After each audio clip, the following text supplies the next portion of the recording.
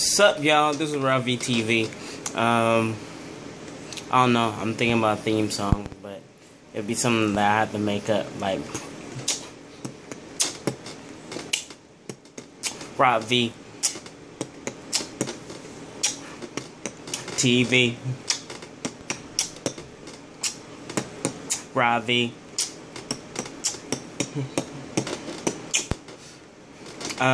Something along those lines. I don't know. Just making stuff up.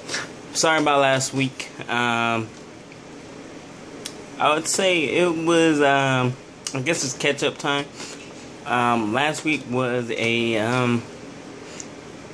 wasn't a very trying week. It was, I would say a lot of stuff went on, that I probably could have filmed, but I think the main focus was me. And anything involving me was pretty much, I didn't even know what to write, honestly, or to vlog. It was a lot of stuff. Me and my wife's friends had a birthday, and they're twins, so they're like separated by a day, like a couple seconds, I think. One's birthday was that Monday. The other person's was his sister was on Tuesday, and then I procrastinated on my, I think, third to last homework, and so that really put a damper on some things. So I might not pass, so I'm gonna be highly upset. And I'm trying not to, quote unquote, break down at this point, and just accept the fact that I'm at a stage in my life where, you know, last week, the gal slackness and slowfulness isn't of God, and just come to a realization that that is definitely the case for my life. And so trying to get to a point where I'm consistent. So like going to work every day is good. I've been on time, so been late a lot ever since I became, well, I would say ever since we had Lena. I think the stages of my life and where I was at when it came to my professional side was really tried. People not coming to work and everything falling on me to do, and not really being appreciated. And so I kind of carried that for a long time, and I'm getting there slowly but surely. And I was very prideful, you know, didn't want to change my schedule, and Ree was trying, Ree was adamant, and find out, you know, when I humble myself and accepted, I changed again for a new supervisor, that it was for the best, and it wasn't for anger or anguish or anything like that, or so they can look good, or, but it was, even though it does kind of go against me, the fact that they had to change the schedule. I think that's why I was so adamant about it. But now that I see the change, and I think where I was accepting the change, God really has blessed me with being on time, more or less. So last week, as well, my dad turned 69. Yeah, get your heads out the gutter, cause I know what y'all thinking, talking about it's a good year and everything like that. Y'all just nasty. So, and that we kind of organized something for him, and that was interesting by itself. I think organizing something for him and for his birthday, getting his kids together. Well, except for my brother, cause he lived in Seattle. Yeah, we ain't flying him out. And so going through that, I did my homework on time last week, and it was just so much stuff I wanted that I could have talked about. And so I'll just share a few with you guys. Me and my friend had a discussion about how, you know, generation have been weaker, and not just in a physical sense, but I would say at a social and emotional sense. This generation has become highly sensitive and highly they have a false sense of pride. They have a false sense of what is the word? They think that everything's owed to them a lot of times, and they don't really understand work or have a real work ethic, or and I blame social media for that. I blame their parents. I blame a lot of things. I think society as a whole has crippled our kids. And it's funny saying that I am a kid myself, so to speak, compared to some of y'all viewers out there. But I would say each generation have become this, stepping to a better situation. However, it takes away from the core of humanity, so to speak. Like, for instance, social media has ruined being social with people on a daily basis. Like, people will prefer go on Facebook and Instagram and Snapchat to hold a conversation as opposed to actually communicating with that person. And I remember telling my wife that this generation is too busy posting the event, having people see where they are at, to actually enjoy the event. Let's say a concert, a person from this generation might have a selfie stick and you videotaping what is actually live instead of really enjoying it. It's like you take away the value of the artistry. And then you have this 100 days in LA. There's this gang in the hundreds, gang war in the hundreds, about 100 days of 100 killings, and it's like crazy. It's like we black people in general, we find ourselves at the point of we're a joke almost, and that's due to media. That's due to self-hatred and not knowing our self-worth. And it's not even just black people in general. I think that society as a whole takes away our self-worth.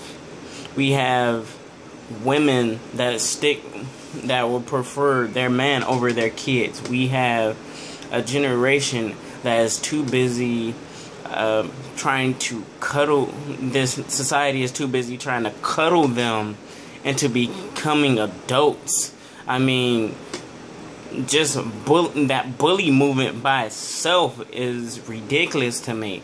Like, I was bullied as a child, and I eventually stood up for myself, and it gave me confidence, it gave me self-worth, it gave me a determination to not be used and to not be manipulated. Kids nowadays don't have that.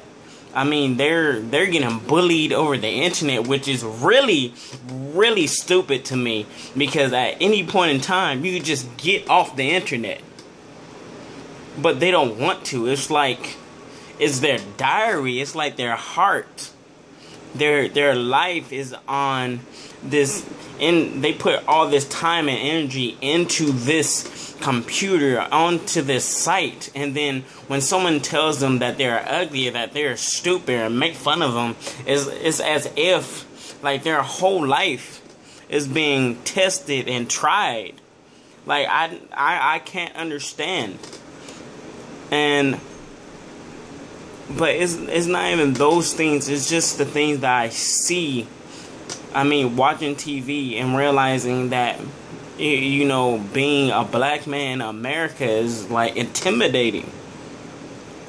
And I think I've always known, but it's like to a degree which is highly ridiculous. But it's a weird feeling of knowing what is right, but not really doing anything about it. You know what I mean? It's just like I was talking to my family at my dad's party or whatever.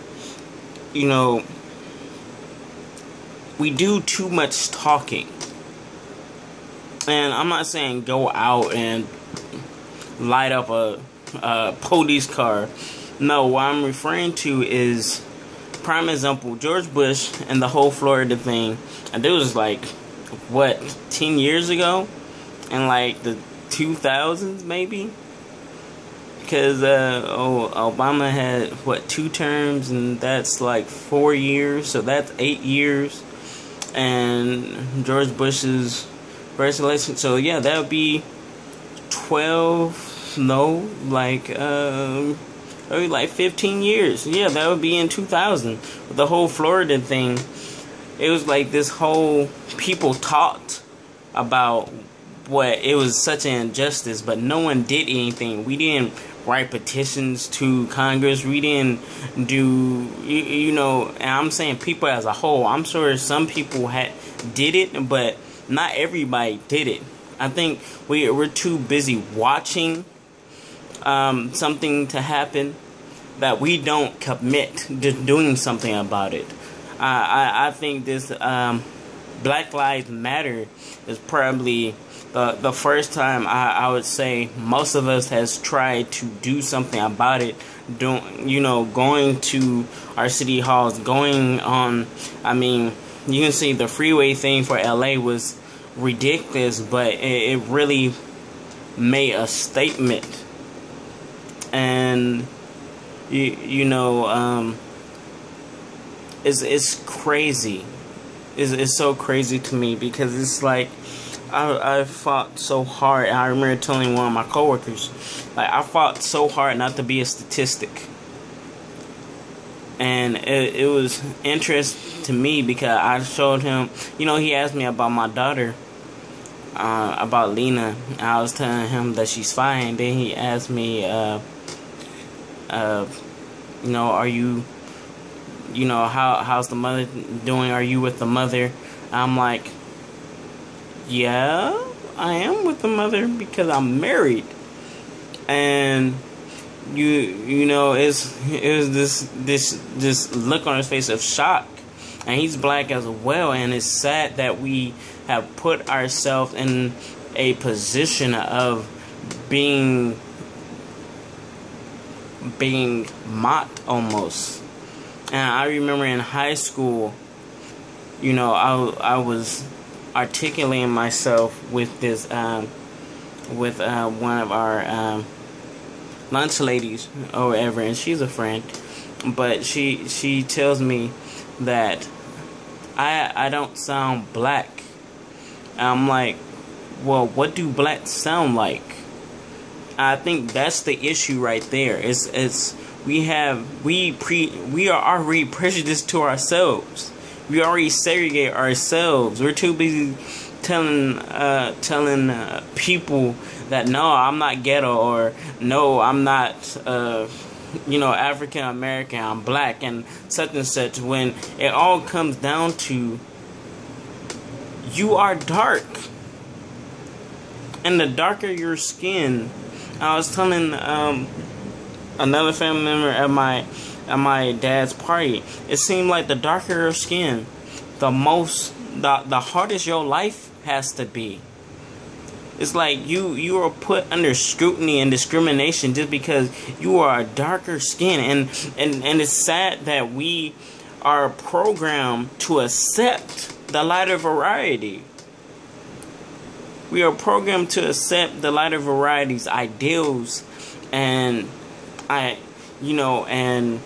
beliefs and all this other stuff. I look at my job.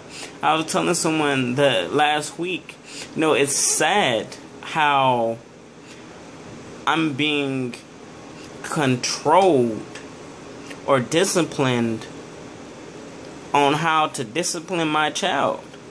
And this is the discussion that I was telling my friend. It's sad because to a Caucasian family, if I discipline my child, I'm wrong.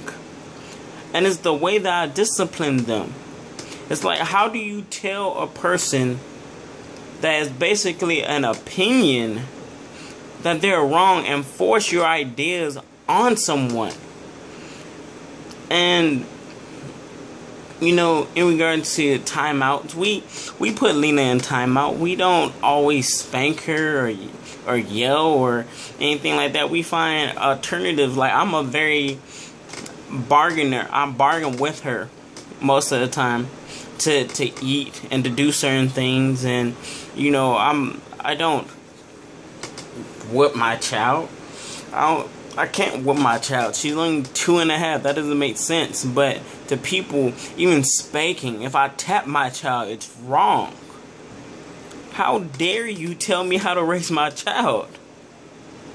You don't have to worry about the stereotypes. You don't have to worry about my if I had a son, him going to prison or falling into the cracks of the system or selling drugs on the street or becoming a pimp or becoming this crack dealer, or my daughter becoming a crack whore or a stripper or a prostitute.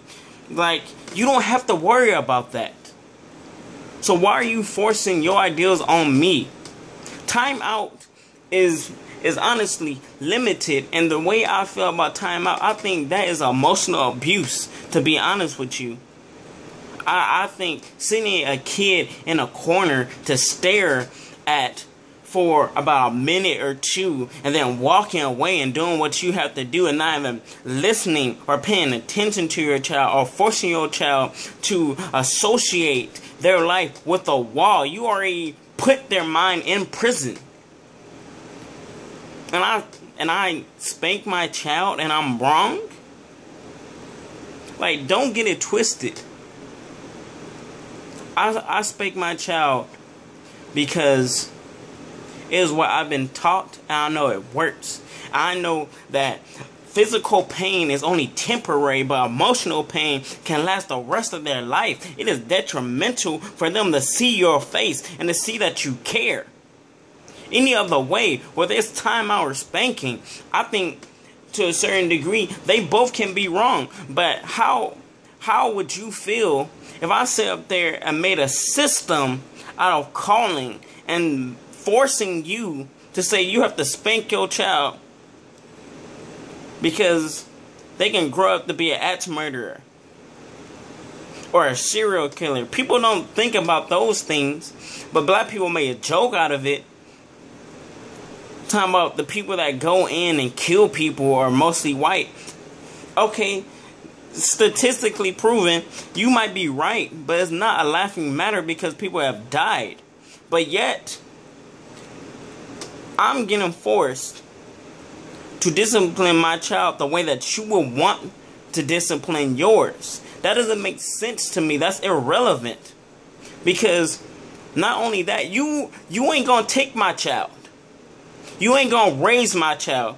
But you wanna call on my child and put them in a position to be a statistic, to be in the system where they can be drowned out, raped, and people don't even care about them. I know what my job is, and my job is hard, but don't get confused. There are many of people that went through the system and it worked for them. But people are too busy looking at the dark side of things. And that is because the system is only equipped to change a situation for a child. We can't make foster parents better.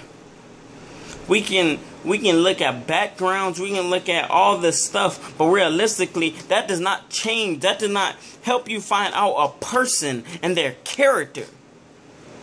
Not everybody is meant to have kids. Not everybody loves kids as much as you do or I do. Only thing they're looking for is a check. And it's sad. But we know in everything that people manipulate the system, whether good or bad. People take advantage. And we can't control that. We can just look at our family and go, you know what? They look good and they are willing to care. And the amount of work that they are able to put in for that child. It's so much darkness in this world. There's so much hatred in this world. Even for Christians, there's so much hatred. What happened to the love? How dare we as Christians judge and condemn and put people in hell that you need to remember that you're going to, because you are not showing God's love. And I remember a conversation that I had with Tiffany, and I almost cried because it's sad. Because at the end of the day, no matter what people go through, no matter what they do, our job is to love them and to show them God's love. And the only reason why they can't go to God, the only reason why they don't know how important Jesus is and how imperative He can change their situation, is because we are too busy hating them. And they associate God with us. And that we are showing them God don't love them. God hates them. And that God don't want nothing to do with them. How dare we? How dare we do that to people? You talking about God hates gays. You're right. God also hates the liar and the whoremonger. He also hates the prostitute. He also hates greedy people. He also hates liars and murderers. He also hates the sin. He hates the sin but loves the individual, because God could have chosen the rocks to cry out to Him. But yet He chose us, and He gave us life and breathed life in us. How dare we chastise? How dare we judge and say that they're going to hell? The Bible says that he that has not sinned, he's a liar. He that claimed that he has not sinned, he that have not sinned, cast the first stone. And so many scriptures. The only person that has not sinned was Jesus. And He sweated blood. Even to the point of correcting His thoughts. Like, how much Jesus had to love us that He corrected His thoughts. I mean, if you read some scriptures of people mocking Him and laughing at Him, and He had to think to Himself, I am only but a man. I am serving my Father, and I love them because they know not what they do. They don't even understand. And they can't even fathom what I have planned for them, what God has given them an opportunity to change their life. And yet, we condemn. And we tell people that they're going to hell as if we know. We don't know. We have no idea. Jesus can come back any day in the midst of our sin, hating people. And He's going to say, I never knew you. Get away from me, you worker of iniquity.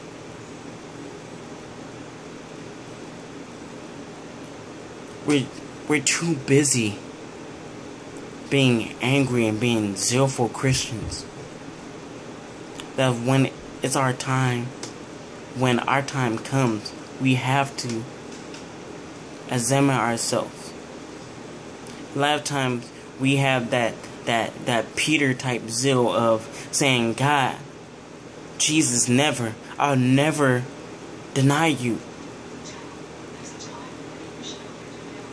You don't know what you are going to do. when the time comes, when that test comes, and the guy is pointing a gun to your head and saying, do you really love God? Tell me or I kill you. Say yes. I dare you to say yes. We don't know what we will say.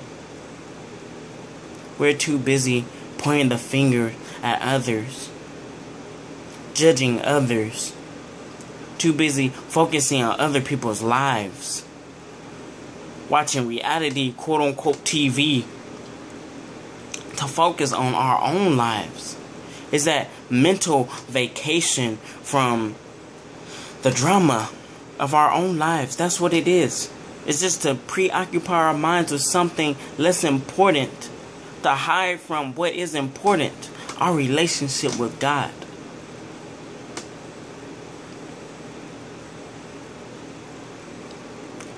Alright, y'all. I'm gonna put up another video to make up for last week. Love you guys. From love to loves. Alright, see y'all.